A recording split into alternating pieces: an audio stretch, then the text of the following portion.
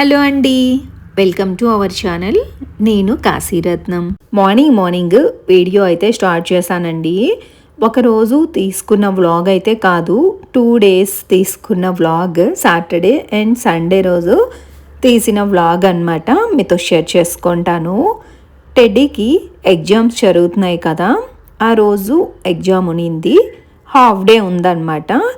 Morning స్కూల్కి వెళ్ళేటప్పుడు school bus అయితే పిక్ చేసుకోవడానికి వస్తుంది, కానీ ఆఫ్టర్నూన్ పేరెంట్ పికప్పే ఉంటుందన్నమాట.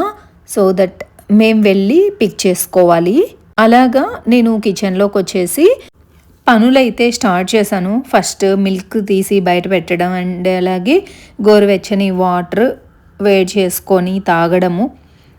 ఆ పనులు చేసుకున్న తర్వాత బ్రేక్ఫాస్ట్ ప్రిపేర్ చేస్తున్నా అనమాట. ఈరోజు వంట లేదు, మా వారికి ఆఫీస్ లేదు అండ్ ధనుష్కి కాలేజ్ ఉండదు. టెడ్డీకి అయితే 11:30కి వచ్చేస్తుంది కాబట్టి టెడ్డీకి కూడా హాఫ్ డే.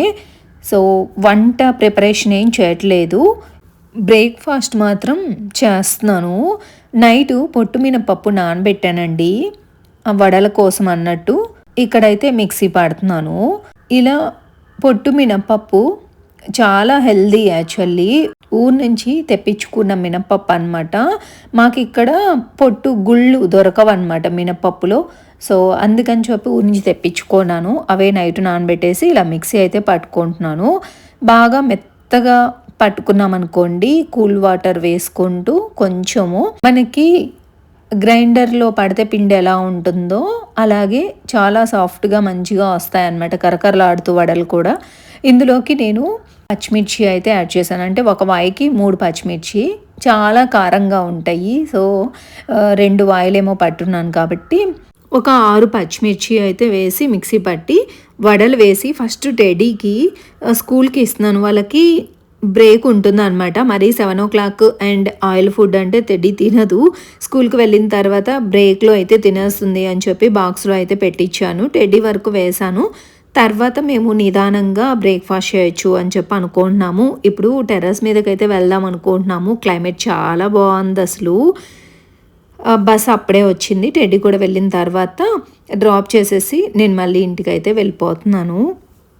ఇంటికి వెళ్ళిన తర్వాత మార్నింగ్ కొంచెం జీరా వాటర్ అది తాగున్నాను కాబట్టి ఇప్పుడు కాఫీ పెట్టుకుంటాను. ఒక 10 minutes ఆరాంగా కూర్చున్న తర్వాత టెర్రస్ మీదకైతే వెళ్దాం అనుకుంటున్నాము. చాలా డేస్ అయిపోయింది, ఎప్పుడో వెళ్తూ ఉంటాం మంత్లీ వన్స్. అలా టెర్రస్ మీదకి వెళ్ళొచ్చిన తర్వాత ఇంట్లో పనులు ఫాస్ట్గా చేసుకుంటున్నాను. ఈ వీడియో అయితే లాస్ట్ సాటర్డే తీసుకున్న వ్లాగ్ అనమాట. సాటర్డే అండ్ సండే 2 days తీసుకున్నాను.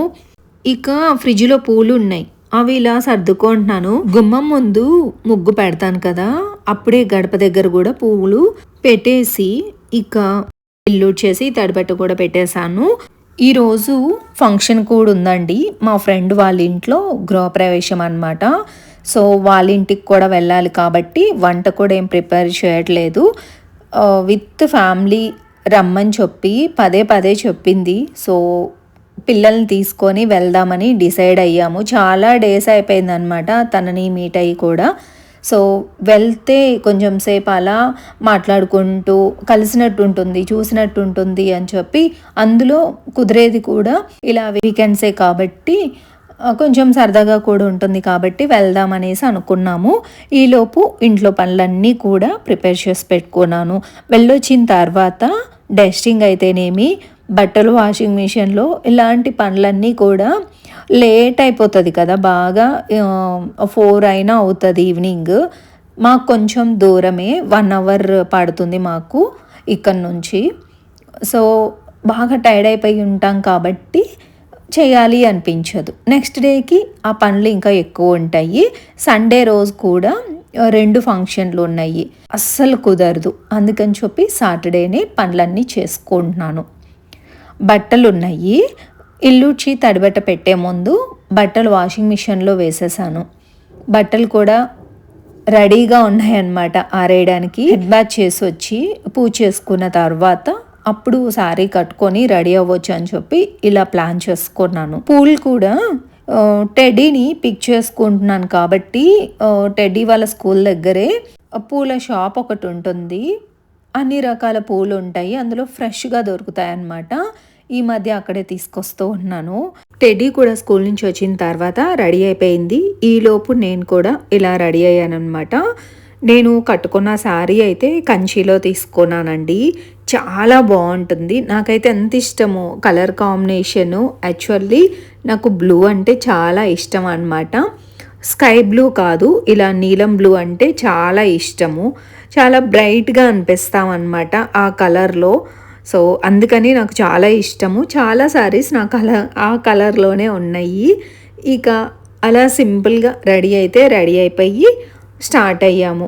మాకు ఇంటికి దగ్గరలోనే ట్రాఫిక్, అసలు 20 మినిట్స్ పైనే ఉండిపోయాం ట్రాఫిక్లోని. మళ్ళీ స్టార్ట్ అయ్యాంలేండి. ఇది కొంచెం క్లిప్ తినే అనమాట మా ఫ్రెండ్ ప్రవీణ, వీళ్ళ గృహప్రవేశానికే వచ్చాము. అసలు చాలా డేస్ అయిపోయింది కలవలేదు. హ్యాపీగా కొంచెం సేపు టైం స్పెండ్ చేసాము, ఎంజాయ్ చేసాము. ఇక మళ్ళీ ఇంటికైతే స్టార్ట్ అయిపోయామన్నమాట. ఇంటికి వచ్చిన తర్వాత ఇంటికి ఒక 3:30 4:45 వచ్చినట్టున్నాము. నేను డ్రెస్ అది చేంజ్ చేసుకొని కొంచెం ఫ్రెష్ అప్ అయిన తర్వాత బాదం మిల్క్ చేద్దాము అని చెప్పి చేస్తున్నాను.